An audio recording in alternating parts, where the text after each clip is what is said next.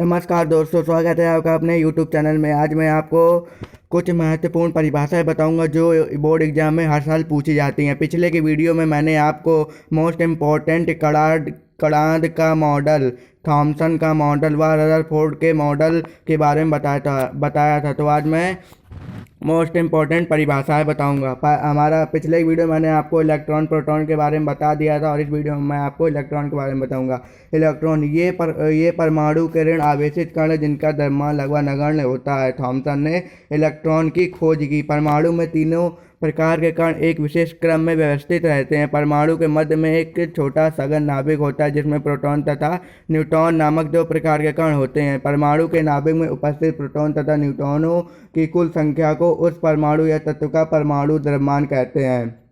परमाणु द्रव्यमान A बराबर प्रोटॉनों की संख्या धन न्यूट्रॉनों की संख्या। किसी परमाणु के नाभिक में उपस्थित प्रोटॉन की कुल संख्या उसका परमाणु क्रमांक कहलाता है। परमाणु द्रव्यमान को अक्षर A से तथा परमाणु द्रव्यमान को अक्षर A से तथा परमाणु क्रमांक को अक्षर Z से प्रदर्शित किया जाता है। परमाणु क्रमांक बराबर प्रोटॉनों की संख्या। किसी तत्व के परमाणु में उपस्थित न्यूट्रॉनों की संख्या उसके परमाणु द्रव्यमान तथा परमाणु क्रमांक के अंतर में बराबर होते हैं। न्यूट्रॉनों की संख्या बराबर परमाणु द्रव्यमान माइनस परमाणु क्रमांक बराबर A माइनस Z।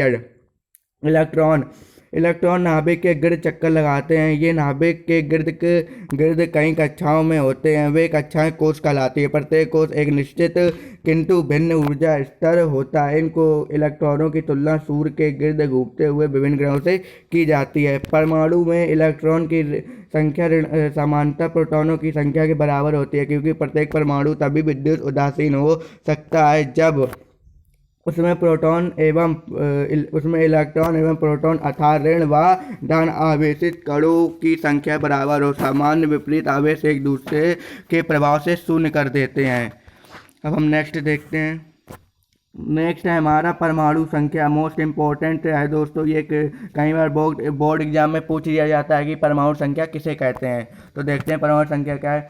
किसी परमाणु में प्रोटॉन की कुल संख्या उसकी परमाणु संख्या कहलाती है। एक उदासीन परमाणु में प्रोटॉन तथा इलेक्ट्रॉन की संख्या बराबर होती है, अतः परमाणु संख्या इलेक्ट्रॉन की संख्या को भी कहा जाता है। इसे Z से प्रदर्शित करते हैं। हर तत्व की अपनी एक निश्चित परमाणु संख्या होती है। 11 Na का अर्थ है कि Na मतलब कि सोडियम तत्व की परमाणु संख्या 11 है। द्रव्यमान संख्या, ये भी दोस्तों बहुत इंपॉर्टेंट है, ये भी बोर्ड एग्जाम में पूछ लिया जाता है। तो देखते हैं क्या है हमारी द्रव्यमान संख्या। प्रोटॉन और न्यूट्रॉन परमाणु के संपूर्ण द्रव्यमान को दर्शाते हैं। प्रोटॉनों की संख्या के योग को द्रव्यमान संख्या कहते हैं। हाइड्रोजन परमाणु की द्रव्यमान संख्या 1 होती है। कार्बन परमाणु में नाभिक में 6 प्रोटॉन तथा 6 न्यूट्रॉन होते हैं। इसकी द्रव्यमान संख्या 12 होती है। ऑक्सीजन की द्रव्यमान संख्या 16 है, जिसमें नाभिक में 8 प्रोटॉन तथा 8 न्यूट्रॉन होते हैं। इलेक्ट्रॉन का द्रव्यमान नगण्य होता है। और नेक्स्ट देखते हैं हमारा रासायनिक समीकरण, रासायनिक अभिक्रियाएं तथा समीकरण। एक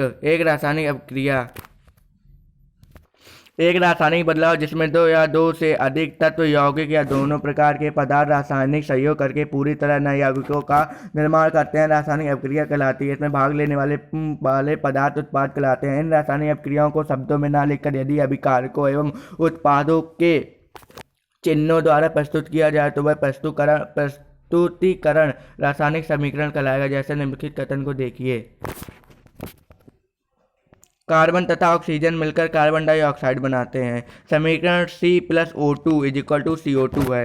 एक रासायनिक समीकरण लिखते हुए निम्न बातों का ध्यान रखना चाहिए। पहली बात हमारी, रासायनिक समीकरण में अभिकारकों को बाईं ओर लिखा जाता है। रासायनिक समीकरण में उत्पादों को दाईं ओर लिखा जाता है। अभिकारकों से उत्पादों की ओर एक तीर के चिन्ह का संकेत किया जाता है।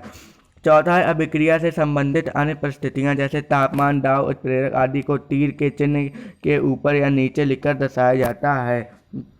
तथा हम जानते हैं कि पदार्थ को ना ही उत्पन्न किया जा सकता है और ना ही नष्ट, अतः किसी रासायनिक क्रिया के दौरान भी पदार्थ ना तो उत्पन्न होता है तथा ना ही नष्ट। प्रत्येक तत्व का जितना द्रव्यमान अभिक्रिया से पहले था उतना ही द्रव्यमान क्रिया के बाद होता है। इसलिए एक रासायनिक समीकरण को सदैव संतुलित होना चाहिए। उसमें प्रत्येक तत्व का भार दोनों ओर समान होना चाहिए। उदाहरण Zn + HCl, अभिक्रिया हुई तो ZnCl + H2 जिंक तब हाइड्रोक्लोरिक अम्ल के साथ अभिक्रिया करता है तो zinc chloride plus H2 gas निकलती है। उपयुक्त समीकरण को सही नहीं कहा जा सकता क्योंकि इनमें दोनों ओर हाइड्रोजन तथा क्लोरीन दोनों के ही समान भार समान नहीं है। तो Zn+2HCl is equal to ZnCl2 plus H2। उपयुक्त समीकरण सही है। ये वाला समीकरण हमारा सही है और ये वाला हमारा गलत है। अब एक समीकरण को संतुलित करते समय यह ध्यान रखें कि आपके द्वारा लगाई गई संख्या या अंक तत्वों तथा यौगिकों के सूत्र में कोई परिवर्तन ना करें, अपितु केवल तत्वों का यौगिकों के अणुओं की संख्या में ही परिवर्तन करें। अब एक संतुलित रासायनिक समीकरण को निम्नलिखित अभिक्रिया में विषय में बहुत सी महत्वपूर्ण जानकारियाँ प्रदान करती है, जैसे अभिकारकों का उत्पादों के सूत्र तथा चिन्ह, अभिकारकों तथा उत्पादों के परमाणुओं की वह संख्या जो अभिक्रिया से भाग लेते हैं अथवा उत्पन्न होते हैं, अभिकारकों तथा उत्पादों का वह द्रव्यमान जो अभिक्रिया में भाग लेता है या बाद में प्राप्त होता है। ध्यान देने वाली बात है, परमाणु किसी तत्व रासायनिक क्रिया में भाग लेने वाला वह सूक्ष्म भाग है जिसे और अधिक छोटे कण में विभाजित नहीं किया जा सकता। डाल्टन ने बताया कि एक तत्व के परमाणु रासायनिक दृष्टि से एक समान तथा अलग अलग तत्वों के परमाणु रासायनिक दृष्टि से भिन्न है। अगला हमारा डाल्टन के परमाणु को सूक्ष्म बताया तथा कहा कि प्रत्येक पदार्थ परमाणु का ही बना है। डाल्टन ने यह भी बताया कि परमाणु पूर्णांकों से सहयोग करके यौगिक बनाता है। थॉमसन ने परमाणु को एक धनावेशित द्रव का गोला बताया जिसमें इलेक्ट्रॉन ऐसे व्यवस्थित रहते हैं जैसे तरबूज में बीज।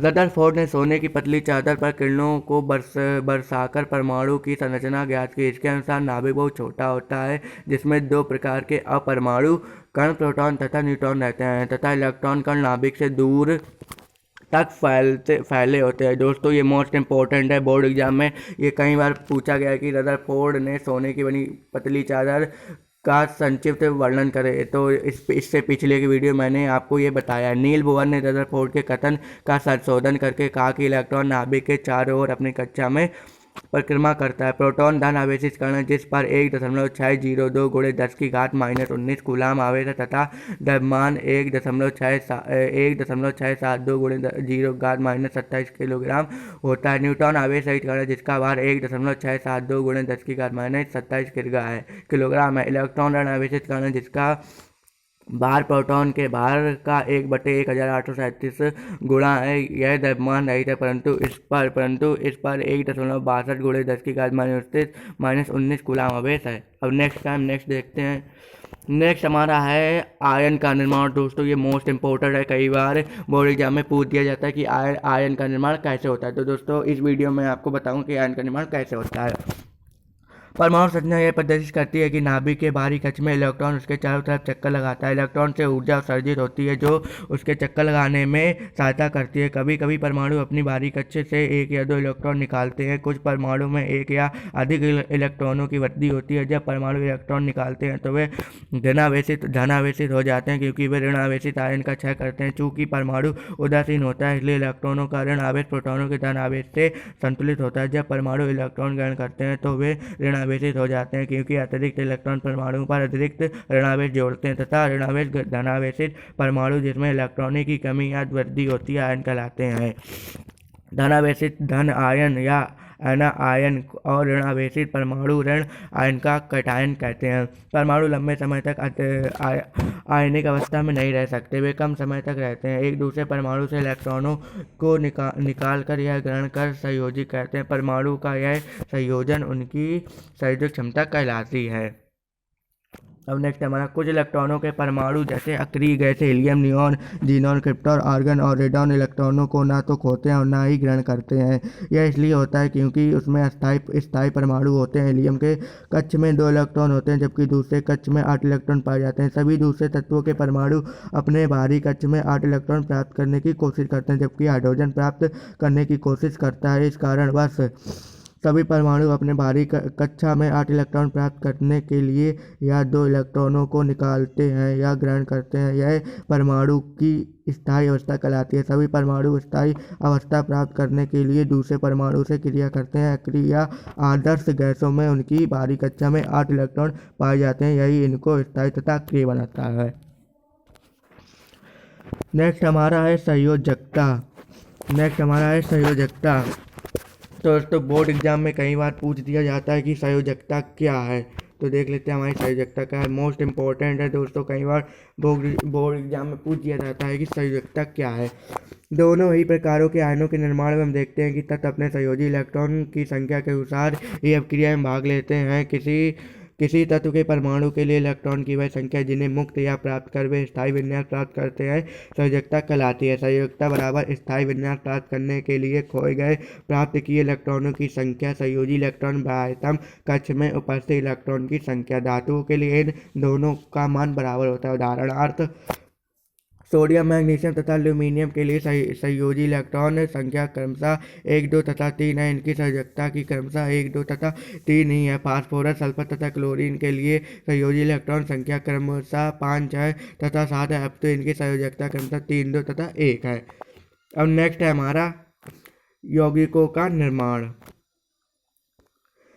सभी तत्व स्थायी इलेक्ट्रॉन में विन्यास प्राप्त करने के लिए ही अभिक्रिया में भाग लेते हैं। इन तत्वों की अभिक्रिया में भाग लेने से ही यौगिक बनते हैं। अतः विभाजित भिन्नों के परमाणु मुख्यतः 2 तरह से संयोजन करके यौगिक बना सकते हैं। पहला एक प्रक्रिया जिसमें एक तत्व इलेक्ट्रॉन खोता है तथा दूसरा तत्व उन इलेक्ट्रॉनों को प्राप्त करता है। दूसरा, दोनों प्रकारों के परमाणु एक दूसरे के इलेक्ट्रॉनों को आपस में मिलजुल कर बांटते स्थायी हो जाते हैं। इन्हीं 2 तरीकों के आधार पर हमें 2 प्रकार के यौगिक प्राप्त होते हैं। पहला हमारा, यदि यौगिक के निर्माण की प्रक्रिया में भाग लेने वाले तत्व इस प्रकार से संयोजित हो कि एक तत्व द्वारा मुक्त किए गए इलेक्ट्रॉन दूसरे तत्व ग्रहण कर लिए जाए तो उनके बनने वाला यौगिक विद्युत संयोजन यौगिक कहलाता है। इस प्रकार के संयोजन में एक तत्व धन आवेशित आयन तथा दूसरा ऋण आवेशित आयन के रूप में विद्यमान रहता है। उदाहरण के लिए सोडियम क्लोराइड नामक यौगिक सोडियम तथा क्लोरीन तत्वों के संयोजन से बनता है। सोडियम का, जैसे कि दोस्तों आप जानते हैं, सोडियम का चिन्ह होता है हमारा Na और इसका परमाणु संख्या होती है 11 और इसका इलेक्ट्रॉनिक विन्यास करेंगे तो हमारा आ जाएगा, पहले में 2 आएंगे, फिर दूसरे में 8 आएगा, फिर हमारा 1 आएगा। दोस्तों अगर आज का आपको वीडियो पसंद आया तो प्लीज़ हमारे चैनल को लाइक करें, सब्सक्राइब करें और अपने दोस्तों में ज़रूर शेयर करें। अगर दोस्तों आप हमारे चैनल पर ऐसे ही इंपॉर्टेंट वीडियो पाना चाहते हैं तो सब्सक्राइब करने के साथ बेल आइकन को भी जरूर प्रेस कर दें। अगले वीडियो में मैं आपको कार्बन के अपर रूप तथा कार्बन के क्रिस्टलीय अपर रूप, कार्बन चक्र जो बोर्ड एग्जाम में हर साल पूछे जाते हैं। तो वीडियो देखने के लिए बहुत बहुत धन्यवाद। मिलते हैं नेक्स्ट वीडियो में। Thanks for watching video.